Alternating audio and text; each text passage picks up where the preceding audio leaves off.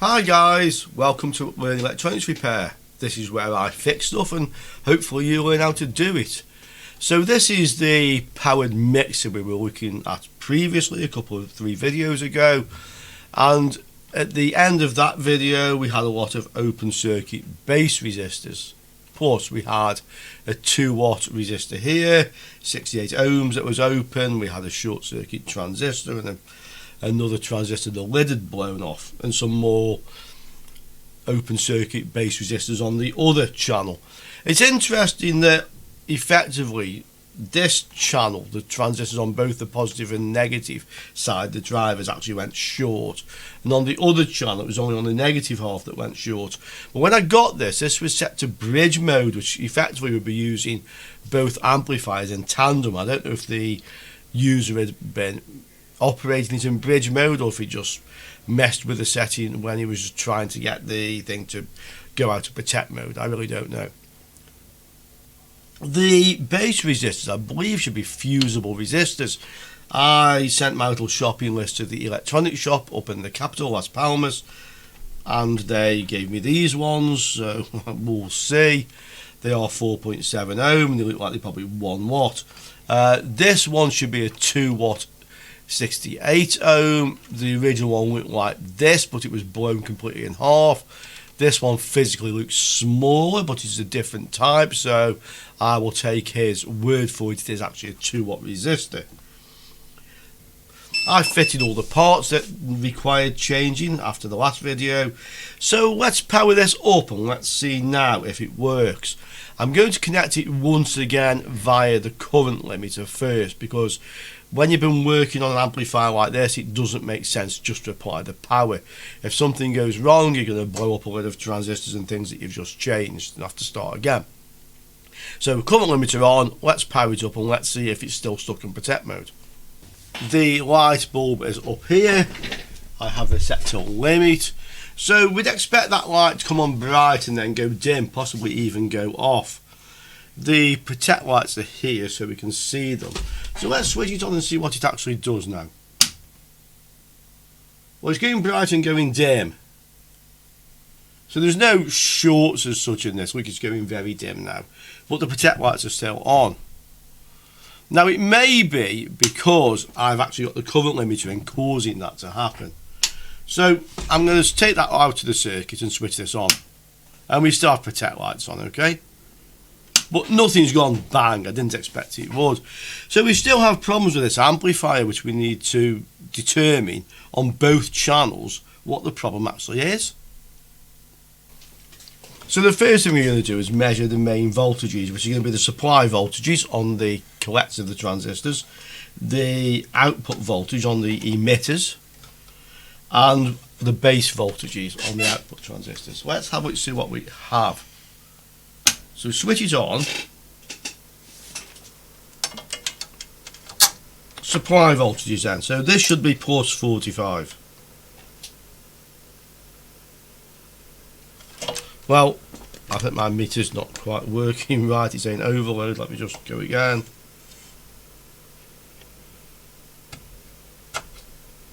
What? Well, that isn't right, is it? It's on the base. Near enough 0. Emitter. Near enough 0. 45. Okay. This should also be plus 45. Should be near enough 0, which it is now. Near enough 0, so that's okay.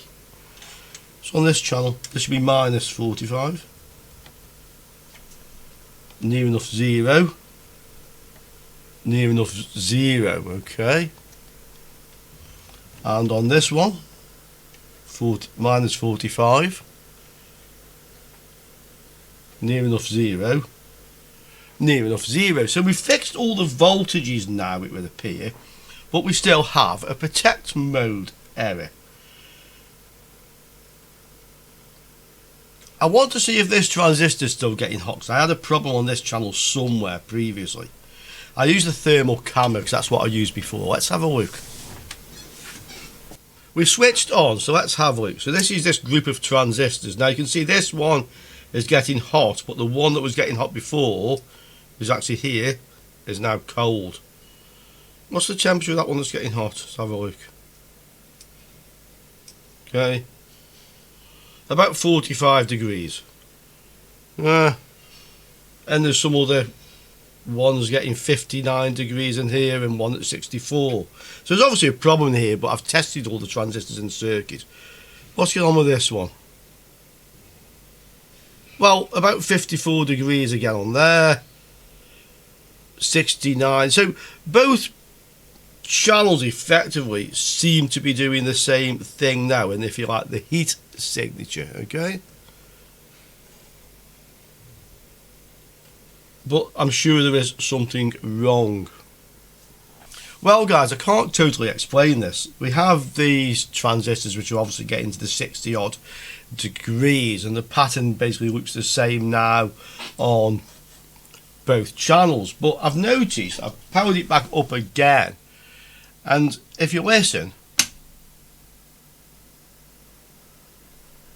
hear the click? That's the protect relays. And for whatever reason now, the protect lights are going out, and yet I haven't done anything more. If I just balance the top back on again, let's try protect lights.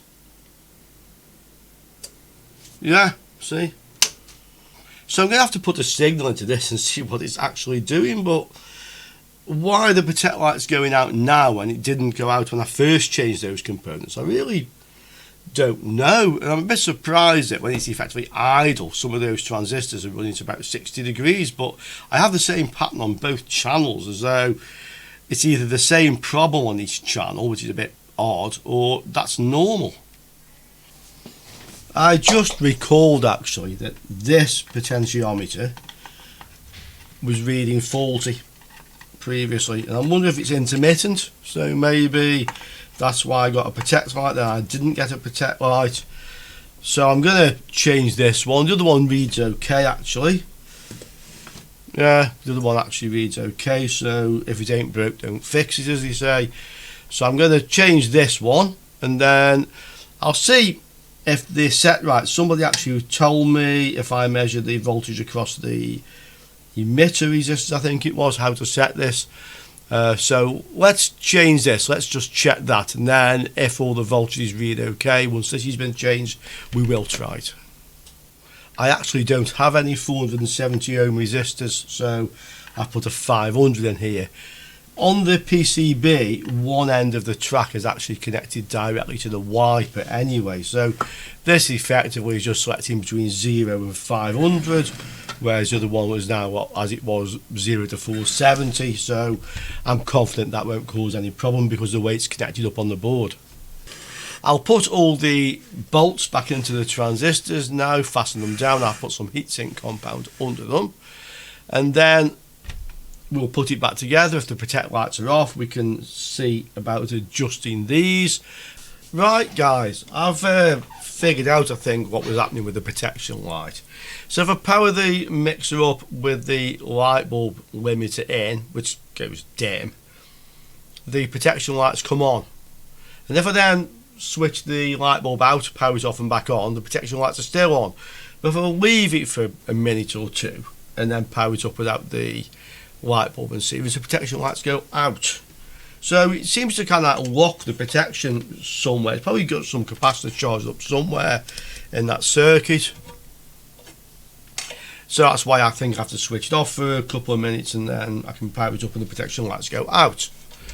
However, I think there's still something wrong with the amplifier. So I'll just power it up so it's on. You'll hear the click. Protection lights are out. Yeah, they're both out.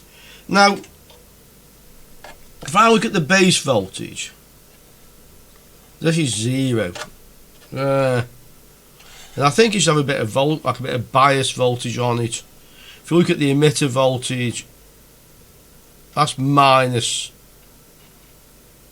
0.2 on this channel. Yeah, same on that one. But there's no current flowing through these resistors. I've actually measured directly across them. I can go to millivolts range. There's no current flowing. Now, I'm not sure that there should or shouldn't be actually without the speakers connected. But I have effectively no bias voltage on the base of the transistors are all off. What I am going to do now is put a signal into this, a sine wave, and let's see what it actually does without the speakers attached. I just want to get around with the scope probe and just have a look to see if the amplifier is effectively amplifying and does the output waveform appear at the output. Okay guys, I've connected a 1 kHz signal from my signal generator, and I've got the little portable scope here because this thing's well handy, I've discovered. Although I have several other oscilloscopes, I rather like this. Just switch the other beams off, I don't really want. Can't we call them beams, and this is traces, yeah. Old school terminology. So we just have the one trace on. I'm on AC. I'm just interested in the waveform actually that I see rather than the voltage. So looking at the schematic, this is a bit hard to read, but you can see the signal comes in here through a capacitor to this transistor and this transistor, which then drive this one and this one. So to make it a bit clearer, I've just expanded that part of the circuit. So we can see the capacitor is here, C102, and that's there. And then the signal should go to the base of Q114 and Q115. So that's the first place we're going to leave there and there. And then the signal comes back out on the collector up to here and the collector to here. So let's have a look around this capacitor C102 and around transistors Q114 and 115 and see what we can see. And we'll also have a look at the output waveform as well before we do that. So I'll switch this on. Okay, running. So this is the signal coming in. Okay, just need to change the time base a little bit. Okay, and we're ready to go. So this is the signal coming in on C102. Sine wave. And going out on C102, sine wave. And that then goes to the base. I'll just refer again, the base of Q114 and Q115. So let's have a look. So Q114 is this one, and 115 is this one. Okay, so 114. What's on the base? Well, the base is the one with the dot on. So that's the signal coming in on 114 and 115. So I missed the wrong transistor. It's on AC, yeah, it's just settled down and there's obviously a DC voltage there, 115. So that's the signal going in. What's coming out of our amplifier? On the emitter? Well, basically nothing. Okay, so we know it isn't amplifying. Yeah, we know the amplifier isn't working. So we need to see where that signal goes. So it goes in on the base of 114, 115. What's on the emitter? Well, that's the negative half of the waveform. You'd expect that one to be driving the negative side of the amplifier, which is this half. This is the negative half, okay? And the other one would have the positive half of the waveform, 114. Well, it's kind of like in the middle, yeah. It's not in the right place, that's the first thing. What's on the collectors, or what's coming out of this going into the next stage? Well, just see if I can get onto it.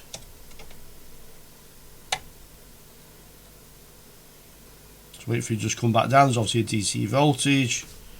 Well, it's off the edge of the screen. Let's have a quick look. I'll just adjust the sensitivity of the scope a little bit. It's on 5 volts per centimetre, yeah, let's have a look. Well, horrible, yeah. And 115. Just get onto it. Yeah, it's also horrible. So, those transistors are obviously not amplifying the signal correctly. So let's have a look at the voltages around them.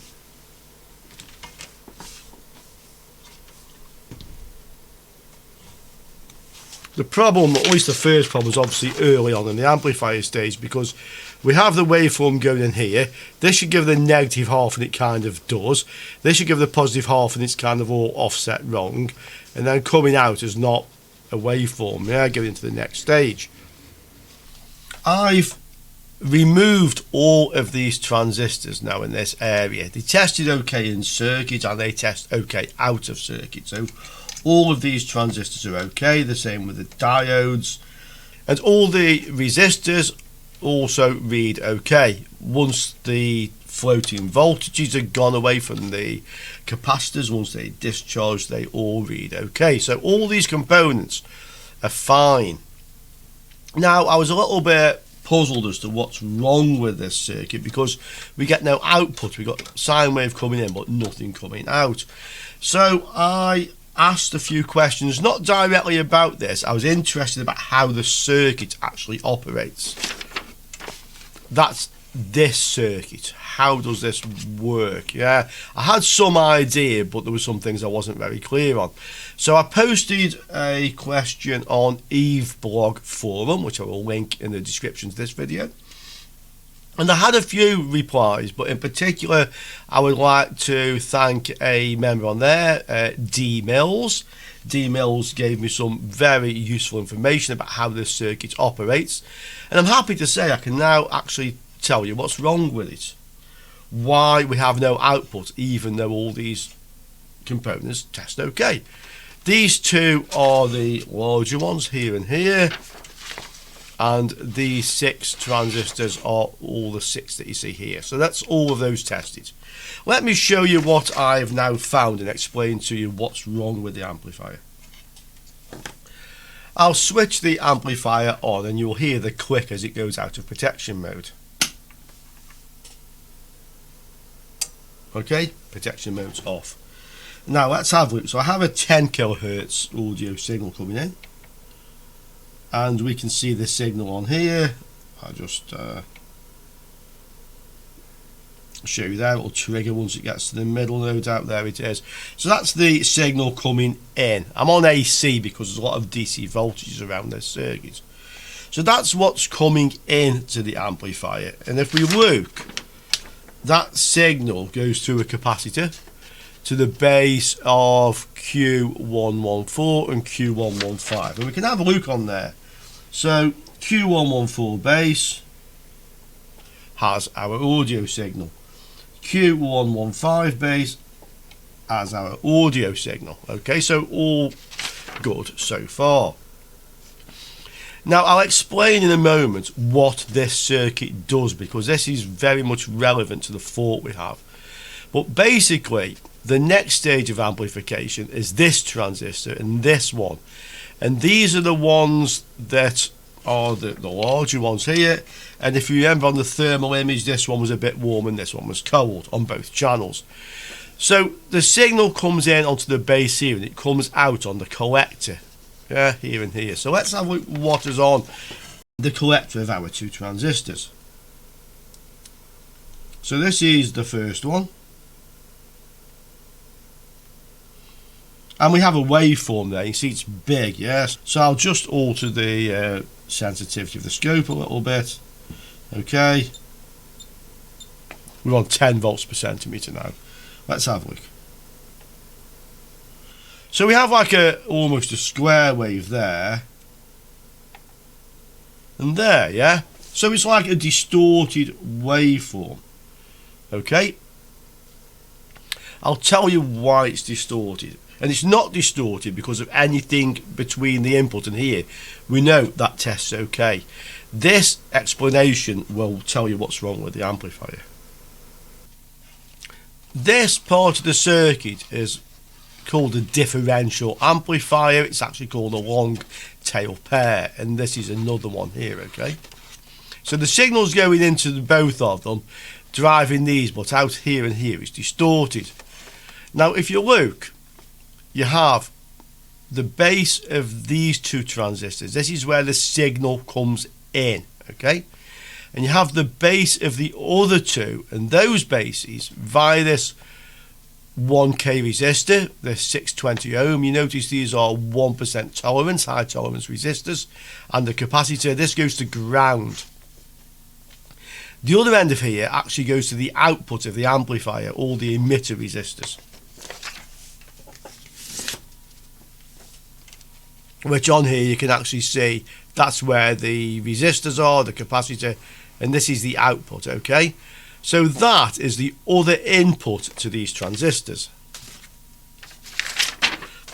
And what the amplifier actually does is it compares the signal here with the signal on the input.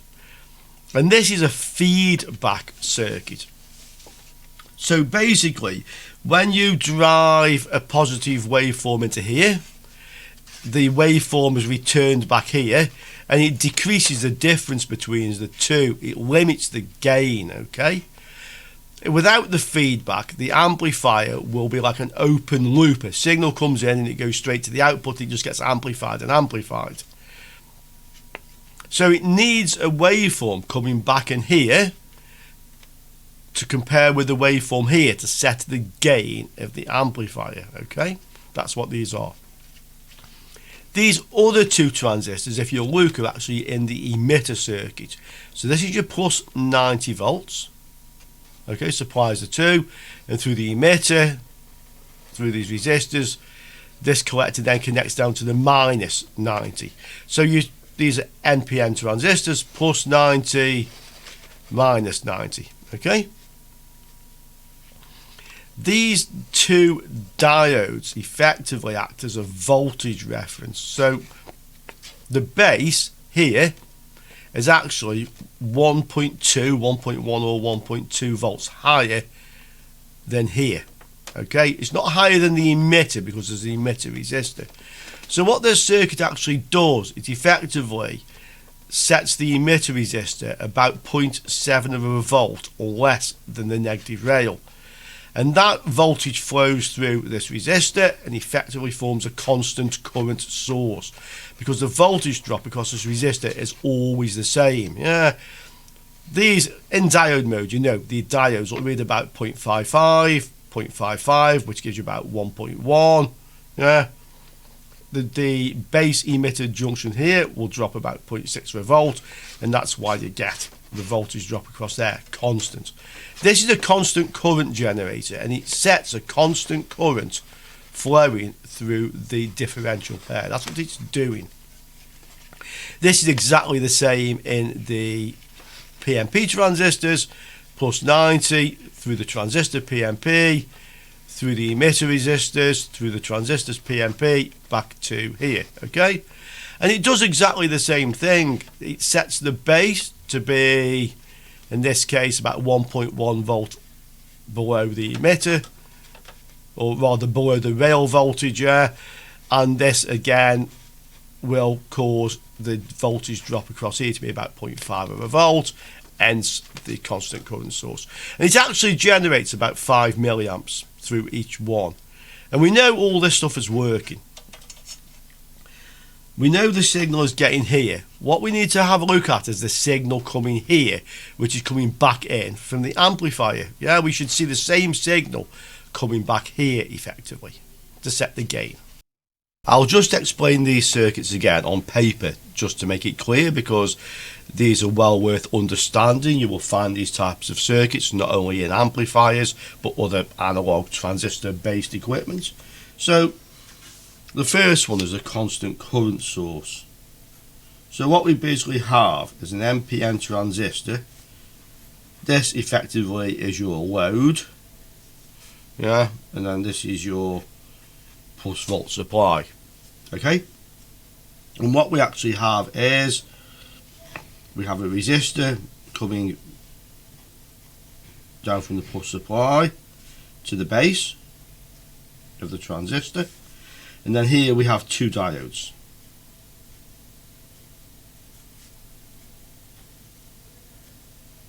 And this goes to ground, 0 volts, okay? From the emitter we have a resistor, and this also goes to ground. So that's the circuit. Now, the way this works, and it's easy to show it on paper, current will flow through this resistor. In my circuit this was about 130k, quite a high resistor. So current flows through the resistor and then through the two diodes in series to ground. And the diode will have a voltage drop, and it's typically about 0.5 of a volt, 0.5, 0.6. And I can just show you that. This is what you see when you use diode mode on your multimeter. So, as I'm sure you already know, and if not, you're now going to learn, in diode mode, your multimeter actually measures the voltage drop across the semiconductor junction, the diode. And typically, it's about 0.5, 0.55, yeah, 0.568. That one, another one. That's actually a faulty diode, would you believe it? Just by chance, unused and faulty. 0.568. So we can call it 0.55, it's close enough for our maths we're going to use. If you take two diodes like this and you put them in series, so we'll just connect the two diodes together, okay, which is what we have here, and we measure across the two diodes, we'll get double the voltage drop, 1.1, okay. So when current flows in our circuit through these two diodes, the voltage here will be 1.1 volts, okay, and it will always be 1.1 volts as long as current is flowing. It can't be anything else because that is the voltage drop across the diode. So the 1.1 volts goes onto the base of our transistor, okay. Now a transistor, NPN transistor, is also effectively internally like having two diodes like this, okay? Although you can't make a transistor out of two diodes wired like that, by the way. And again, if you test on your multimeter in diode mode, you will see a voltage drop across the transistor junction. We can look at that now as well. So here is a transistor, one I just grabbed, NPN transistor. And if we measure, again, in diode mode between the base and the emitter, we'll see 0.6 of a volt. And it's always close to that. So current flows through our diodes and puts 1.1 volts here. It also flows through the diode, if you like, internally, the base emitter junction in the transistor, and then through this resistor to ground. Now we know the voltage drop from here to here is 0.6. We've just looked at one, yeah. So the voltage here will be 1.1 minus 0.6. And a very quick bit of maths, that is 0.6. Sorry, 0.5. The maths was too quick, yeah. 0.5 volts. So the voltage on this end of this resistor on the emitter is 0.5 volts, and it will always be 0.5 volts. Now our resistor obviously has resistance. On our circuit it was 150 ohms, and resistors of course obey Ohm's law, so there will be a current flowing through this resistor, and the current, we can work it out. Ohm's law, VIR in the triangle, okay. We want to know the current, so we cover up current with our finger. Current is V over R, which is 0.5 volts divided by 150 ohms, okay? And that is the current flowing through the resistor. Let's work it out. So on the calculator, I know it's going to be about 3 milliamps roughly. We have 0.5 divided by 150, and this is the current in amps, okay. So this would be 1 amp, 100 milliamps, 10 milliamps, 3.3 milliamps, exactly what I thought it was actually. So, well, almost, yeah. So the current flowing through this resistor is 3.3 milliamps. Now most of that current will be flowing through the transistor collector emitter, because The transistor is turned on. The base is 0.6 volts above the emitter, so current will flow through the load. A very small amount of current is also flowing from the base to the emitter. So the current flowing from the collector through the transistor, through the resistor, is almost 3.3 milliamps. It's actually 3.3 minus whatever the base emitter current is. But if this transistor has a gain of 200, 300, that current is going to be much smaller than this, 200 or 300 times less. Yeah. So for all effects and purposes, the current flowing through the load is a constant current, 3.3 milliamps, and the current will depend on the value of this resistor. That is a constant current circuit. And that's what we have on our schematic, yeah. The other circuit looks a little bit complicated, but it's also fairly simple actually. I call this a long tail pair. It's probably better described as a differential pair, and I'm sure some of you in the comments below will tell me exactly what the difference is. But basically, this circuit, if you look at it, if we put a signal into here, okay, this is the in. As the signal increases in level, this transistor will conduct more base emitter because it's NPN, and the voltage on the collector will drop. So it will amplify the signal and also invert it, okay? So as this is going more positive, this is going more negative, but it's amplified. As the voltage here decreases, if you think about it, the same current is flowing through these resistors, so the voltage on the emitter increases, okay? So that to some extent will reduce the difference between the voltage on the base and the emitter. But more so, this is where the other transistor comes in. So this inverted signal here goes through another stage of amplification and gets inverted back that way again, okay? So it's the same phase as the original signal. And this, on our amplifier, goes through three more stages of amplification. And effectively that signal is sent back into here. Okay, this is the output of the amplifier, the power output, and that voltage divided down by resistors comes back in here.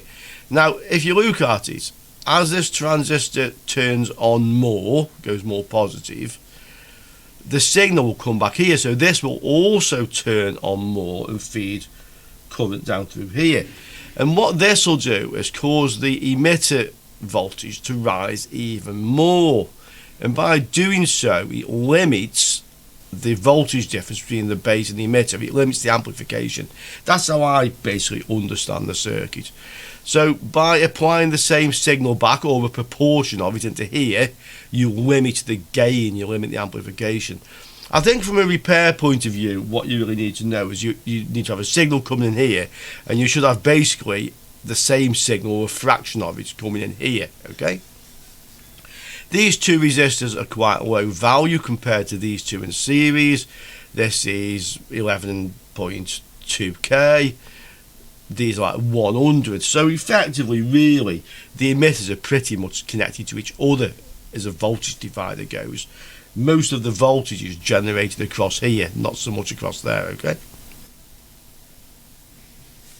On our circuit, we actually had here a resistor, and from here another resistor, and this one was 620 ohms, and this one here was 1k, I believe. Yeah, 1k, and they're both 1% tolerance, so they're close tolerance. It's the ratio of these two resistors that sets the gain. So the lower this resistance, the lower this voltage here is compared to here. It's a voltage divider. Yeah, if they were both the same, 1k, if you had 10 volts in here, you would have 5 there. Yeah, if this was 1k and this was 100 ohms, then you would have 9 volts here and 1 volt there. That's how a divider works. So it's the ratio of those which set the amount of feedback signal coming in here. And that's really all you need to understand about how the circuit operates. to be able to fix these things. Okay, hope that was a little bit clearer than mud. Let's carry on. So on our transistors, the signal input we know is on the base of 114115. 114, 115.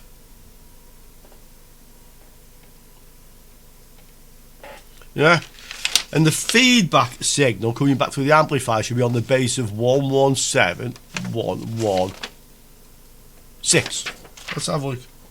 Well, this is 116, and there's nothing there. There's nothing there, yeah. And this is 117, and there's nothing there. So there's nothing coming back from the output. And the reason being because the output, if we look at it on the emitter of the transistors, just go to the higher voltage range, there's no signal. Yeah, there's nothing coming out of the amplifier. So that is why we have a distorted waveform coming out here. Not because there's a problem in this circuit, but because the feedback isn't there. Therefore, the amplifier effectively goes to infinite gain, okay, or very, very high gain. So where's this signal go to? Well, it goes to the next stage of the amplifier, yeah? Let's have a look. So back to the small diagram. The output from this one, keep that the fans, the output from this one goes to the base of this one. These are the driver transistors on the heatsink. The heatsink starts here. So this is one of the driver transistors. So the signal, the distorted signal, I'll just set the range. The distorted signal should go to the base of this transistor, yeah? Ah, did you hear the protection kick in? First of all, there's no signal, and secondly, the protection kicked in, yeah? What that should tell you, and it tells me, is the base of this transistor is floating. There's an open circuit between the output of here and the base of this one. Let's have a look to see how it gets there. Here's the schematic then, which we were just discussing. So we have a signal as far as here, and it's heavily distorted. And we know why, because there's no input coming from the feedback here, from the output. And that's because the amplifier isn't working, okay? We know when we touch here, A, there's no signal, and B, the protection actually kicked in. And the fact that touching that with the scope caused the protection to kick in tells me straight away this base is effectively floating. Where does it come from? Well, there's a signal there, there's no signal there, and in between there's another fusible resistor. These are 47 ohms compared to the 4.7s we had on the emitter, which were open. So it would look like this resistor must be open circuit. Unless there's a short from this end to ground, and there isn't because we know these transistors are okay, then this must be open circuit. Let's have a look. So it's R140 and R143, and I would not be surprised if we have the same problem on the other channel as well. 240 and 243. Let's have a look. Well, R140 is this one, okay, and we can see it's open circuit. It's open circuit. We can double check. So from the base of this transistor to the collector of the one that's driving it, it's open circuit. Okay. So that's what's wrong with the amplifier, and I wouldn't be surprised if we have the same problem with all the other resistors. The one on the negative half and the ones on the other channel. Let's have a look.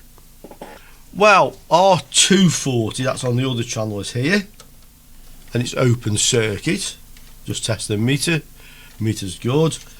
R243 is up here on the negative side, and it's open circuit. And R143 is, let's find it. Yeah, it's here. and it's open circuit. So we have all those resistors open circuit, which means that the main section, the driver and output stages, are getting no signal. And they will have blown when these transistors went short. The front half, up to these pre-drivers if you like, has a signal, but because there's no feedback, the gain is effectively extremely high, hence the fact it just distorts the waveform, it just clips it to a glare wave. Okay, so we need to replace these 4 resistors basically. Okay, I've plugged it back in. I've got it connected to the current limiting light bulb up under there. Again, after you've changed something on an amplifier, you really should take a precaution. So let's switch it on. Let's see what it does. Well, it comes on bright and then goes dim again. Okay, it probably stayed a little bit brighter than it was before, but it's not effectively short. So it tells me it's just drawing a little bit more current. I'll just yeah, the protect lights are on as I'd expect. Turn the input down.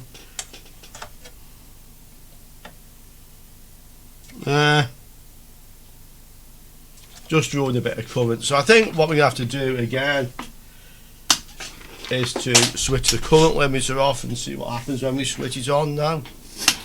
Well, it didn't go bang, it went quick, the protect lights went out. Did you like the grimace, by the way? Yeah, ready for it to go bang. Nothing spectacular. Okay, so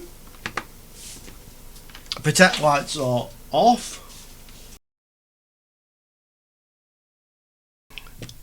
I just lost the most, well, I didn't lose. I wasn't recording because I was setting the range on my oscilloscope when I got the most spectacular bit of footage, or would have done, I've ever had on the channel. So I was setting my oscilloscope probe ready to look at the waveforms, and this channel blew up.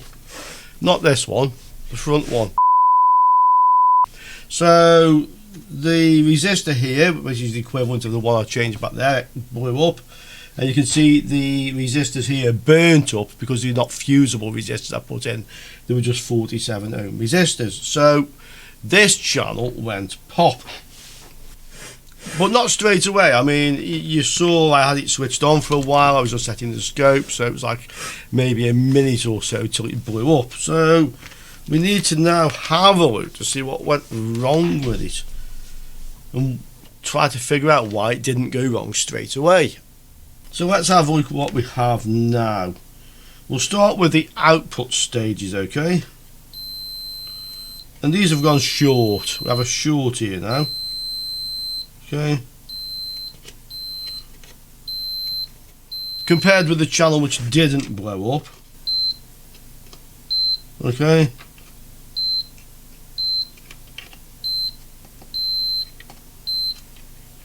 We can look at this FET. Yeah, the FET looks all right, probably, compared with the other one. Yeah, and then we can go on the PMP side. So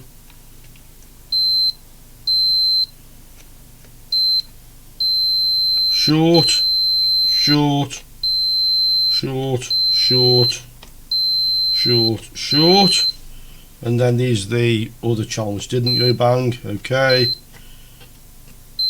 Okay. Okay. Look at the drivers. So one of the drivers is here. Short. This is where the 47 ohm burnt up. Other driver here is not short. And this is where the 47 ohm blew up. How about these ones? These are like the pre-driver stage. Well, this is the PMP one.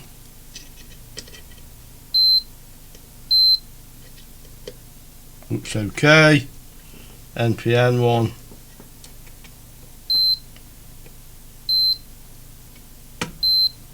Looks okay. I can't believe I missed that. I just can't believe I didn't have the camera rolling, guys. You would have loved it, I tell you. Let's have a quick look at these resistors. So this is one of them.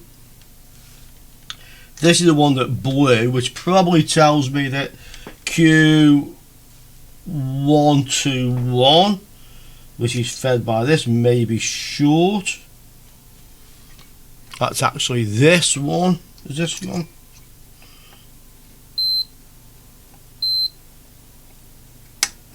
Well, it's not short. How about the diodes that are around here? That's not short. This is the other one, I think.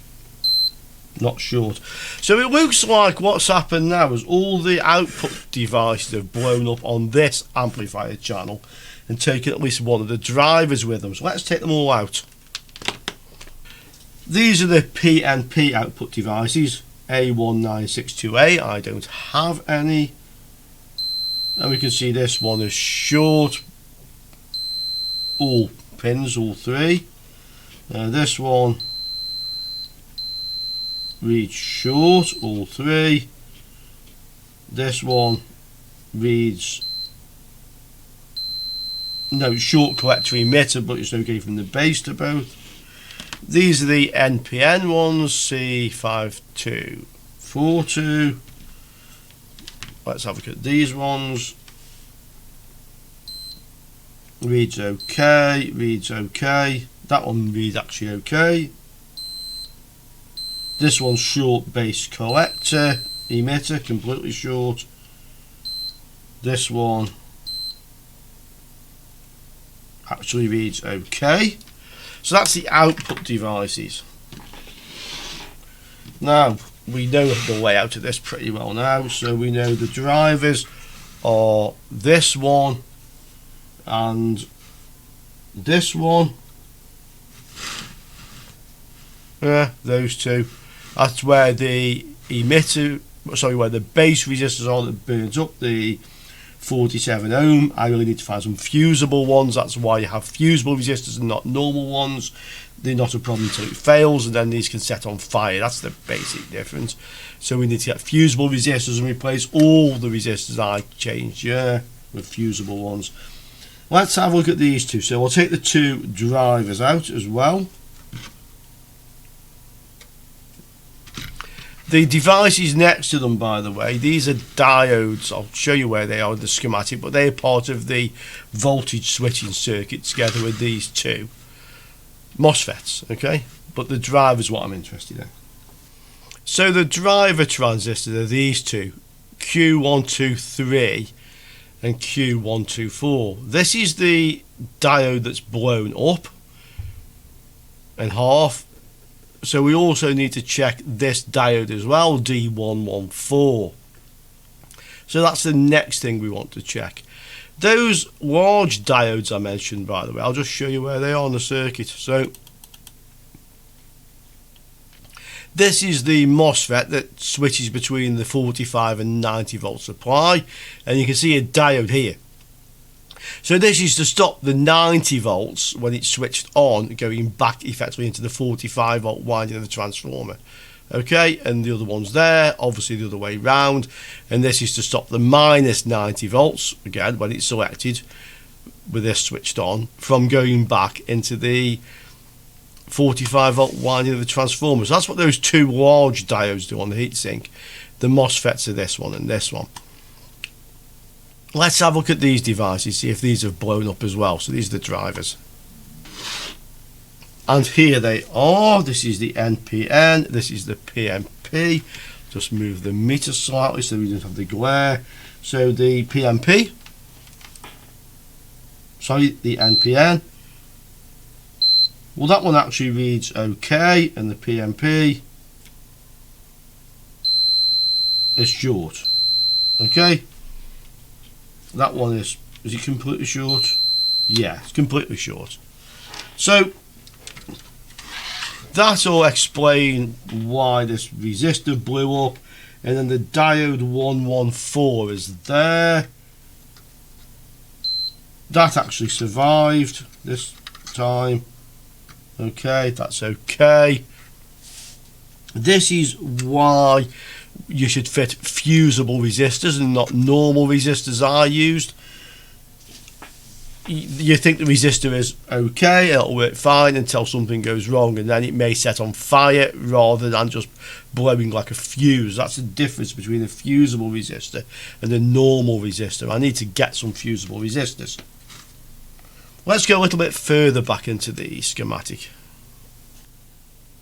Okay, so we know this diode's okay, this is blown. Then the next stage back is this lot. This is where something blew up originally on the other channel.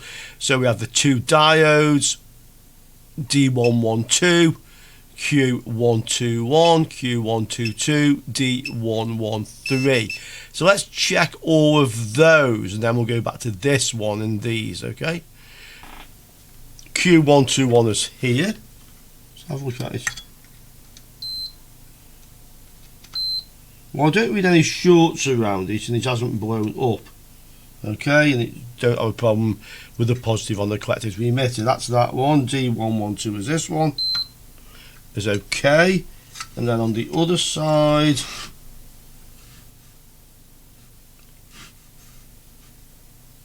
Q122 is here. This looks like it might have gone.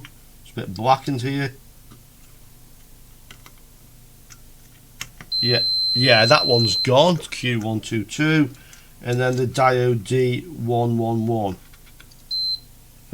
Okay, so Q122 we need to take out. That looks like it. Well, in fact, you can see it's gone. You see there's a chunk missing out of it. Yeah, so we need to replace that. Let's have a look a little bit further back. Well, we can see the transistor there. That's the one that's gone. The diodes read okay, and then we have this stage which effectively balances the voltage. So this is Q120. We need to look at that one, and then these two power transistors. So Q120, let's look at that one. And while we're at it, there's an associated diode D109. So Q120 is this one here. This is NPN, so positive to the base. I need to take that one out to test it. Can't test it in circuit. The diode, I think, is this one. That's reading short, D115. Let's just see if it was the same one I thought it was. No, actually, that it's D113. It's that one, and that's the transistor that's gone. Okay. These ones seem to be okay. Although, again, I'm not totally sure I would trust them, but we need to take this transistor out and this diode out before we can really get some measurements around this one. I've replaced D113 while I was going along because I happen to have one. This is Q122, which is kind of like off its legs a bit, yeah. So that's blown, so that's something else we need to add to the list of parts. What is this transistor?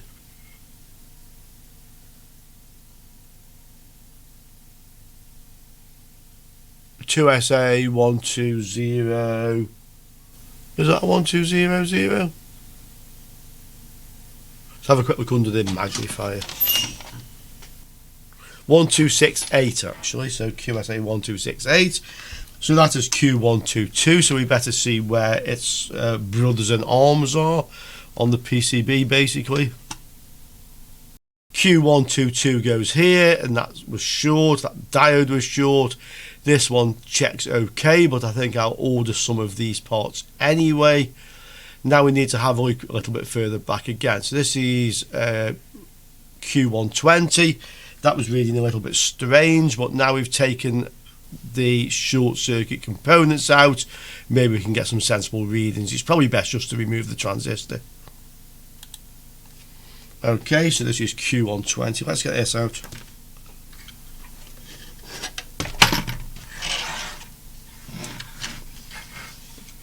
But at least these are fairly easy to do. You just heat up all the legs and pull it out, yeah, like that. And then it's easy just to clean up the holes afterwards.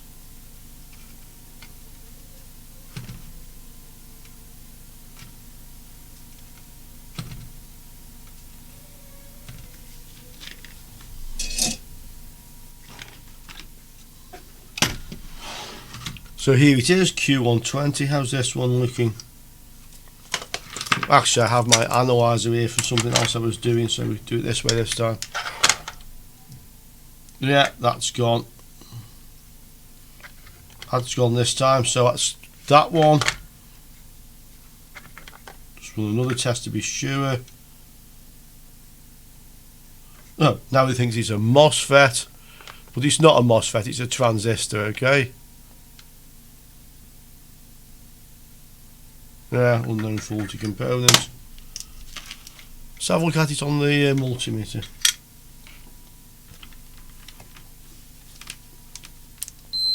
Diode mode.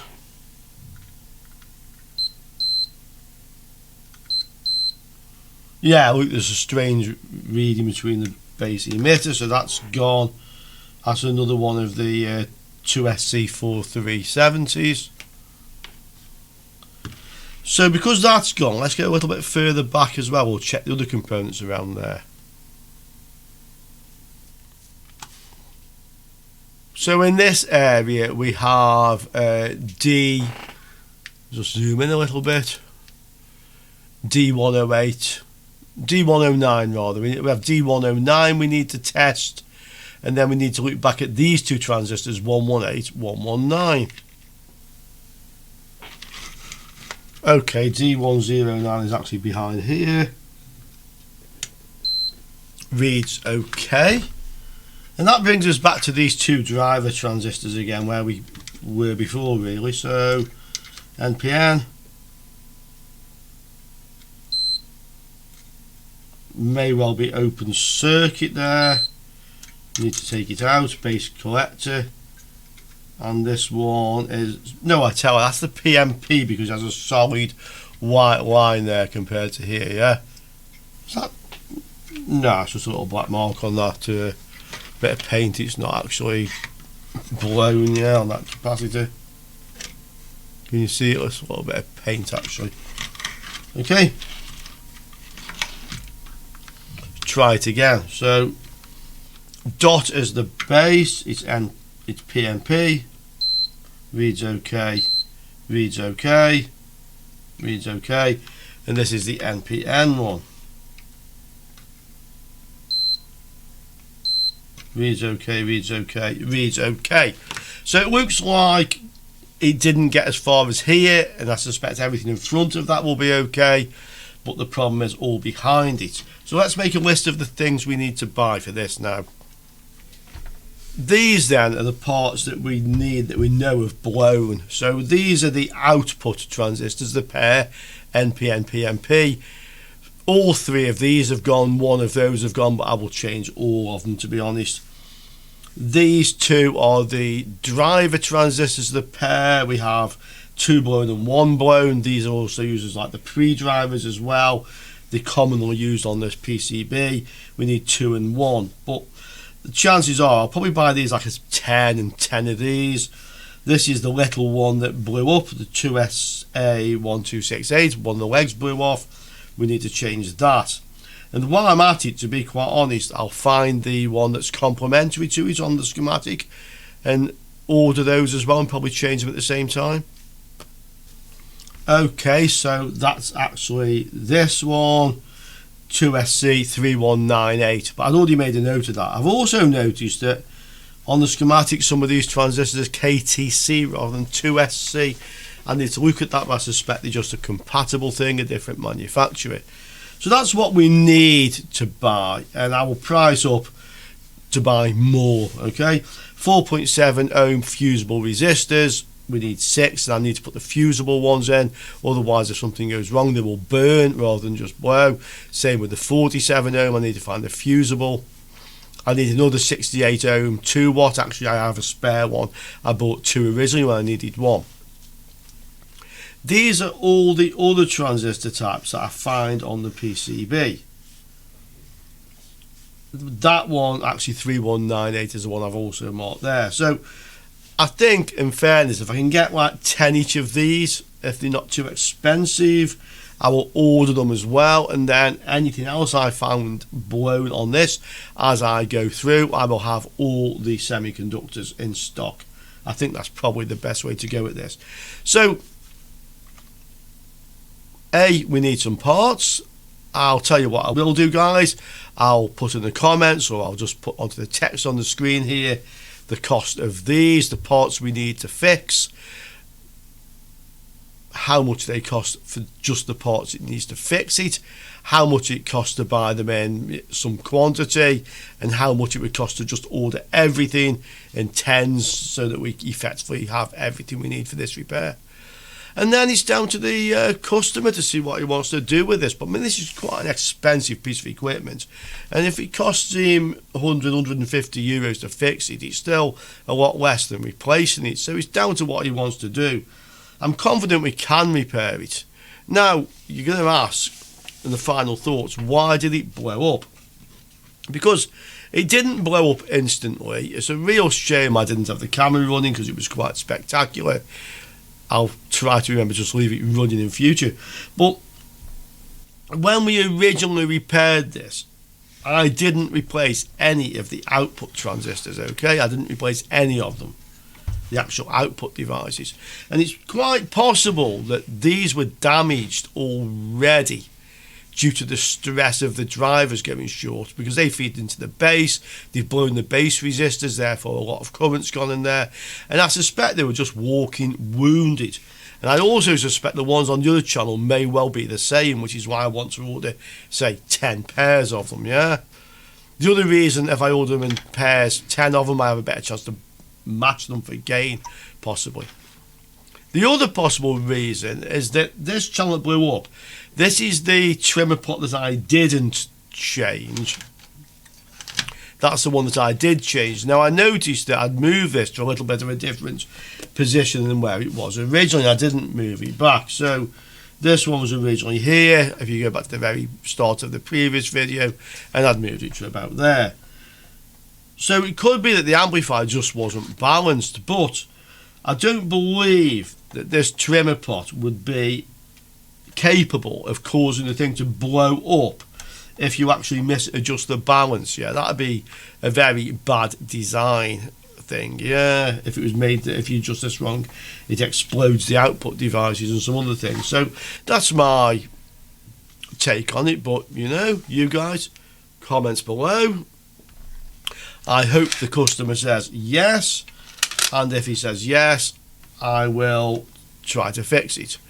If the customer says no, then I may offer him a bit of money for the thing as scrap, order all the parts myself, and try to fix it. And then I can get my money back from selling it, yeah? So it's down to what the customer would like to do, but hopefully he just says repair it.